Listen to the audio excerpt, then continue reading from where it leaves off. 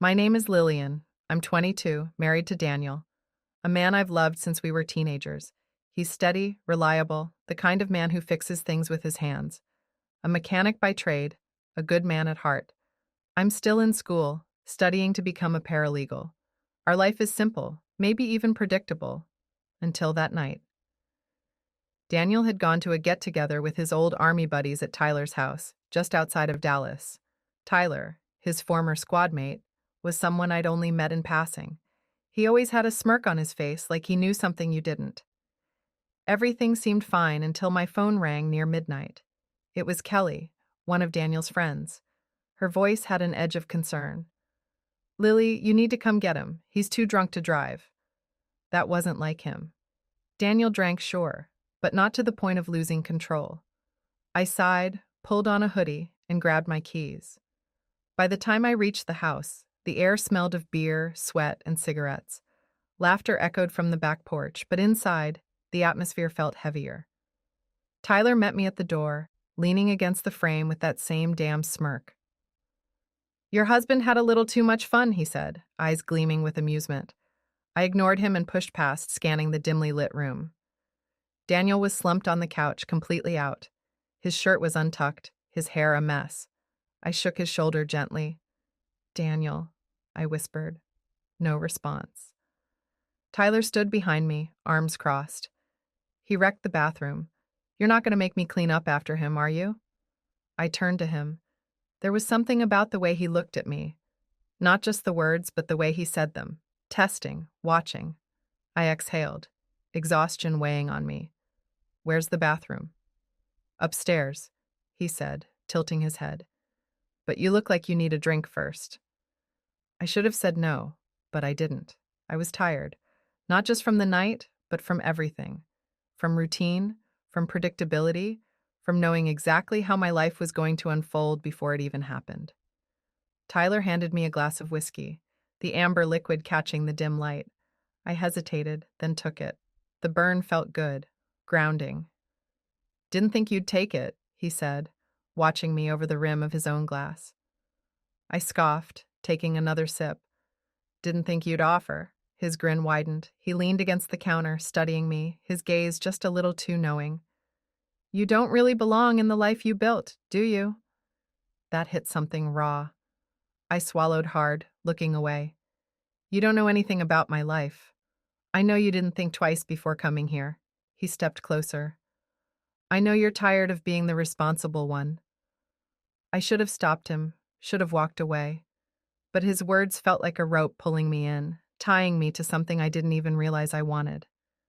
Tyler's fingers brushed my arm, barely a touch, just enough to send a shiver up my spine. "Your husband is passed out, Lillian." His voice was low, smooth. "No one's watching."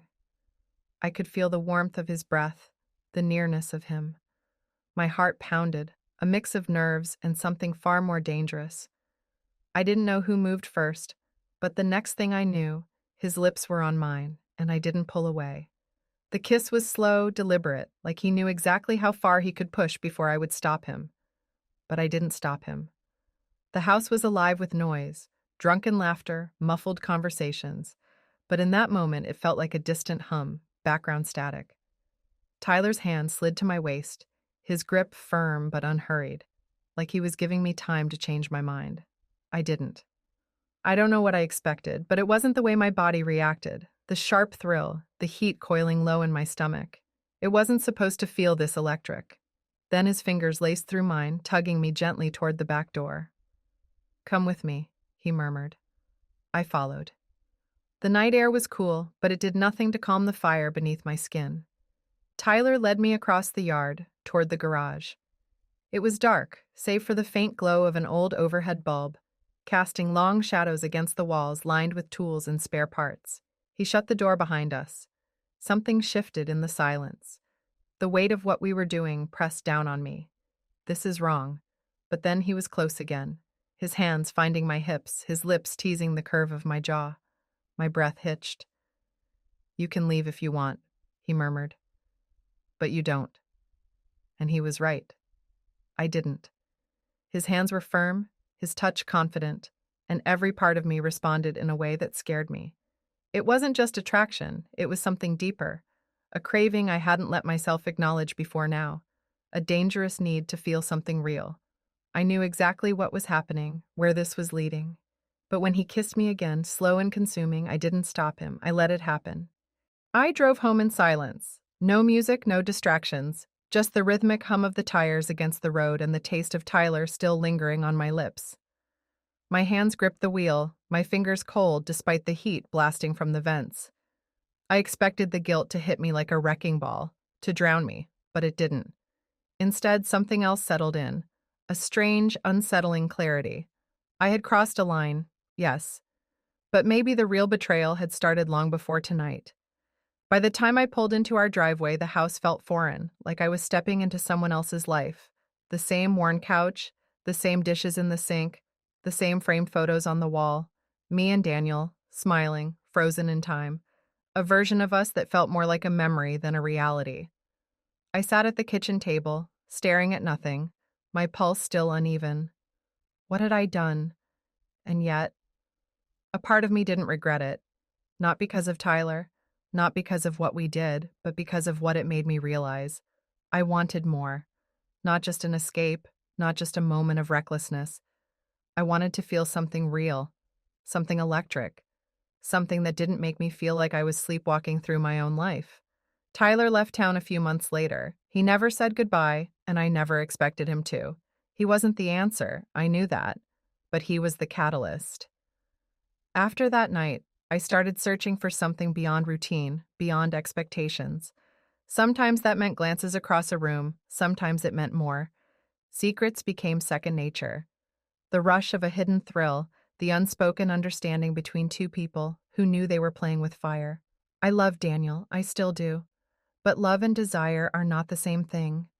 Now I know that. Now I live by different rules, because once you've stepped over the line, it's impossible to go back. Life didn't change overnight.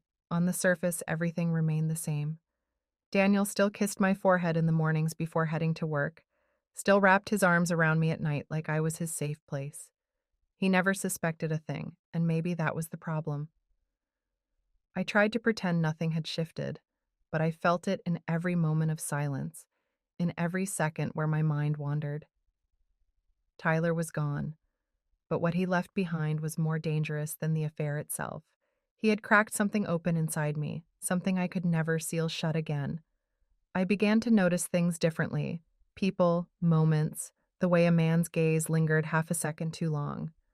Before that night in the garage, I wouldn't have thought twice. Now I let those moments breathe, stretch, pull me in. It wasn't always physical. Sometimes it was just the thrill, the knowing. The way my pulse quickened when someone else's attention lingered on me, the unspoken possibility. But sometimes, it was more than that. There was the lawyer from my internship, who looked at me like I was a puzzle he wanted to solve. There was the stranger at a coffee shop who caught my eye across the room and smiled in a way that made my stomach tighten. And every time, I told myself I could stop. But I didn't. Not because I didn't love Daniel, but because I had finally admitted the truth to myself. I wanted more. More than comfort, more than stability, more than the quiet, predictable love we had built over the years. I had spent so long being the good girl, the responsible one, the wife who never strayed. But now I understood something I wished I had known sooner. Love doesn't erase hunger, and I was starving. So I kept playing the game, flirting with lines I knew I shouldn't cross, letting the secrecy become part of the thrill. Maybe one day it will all come crashing down. Maybe one day Daniel will look at me and see the truth. But until then, I keep my secrets. Until then, I live by the rules I've written for myself.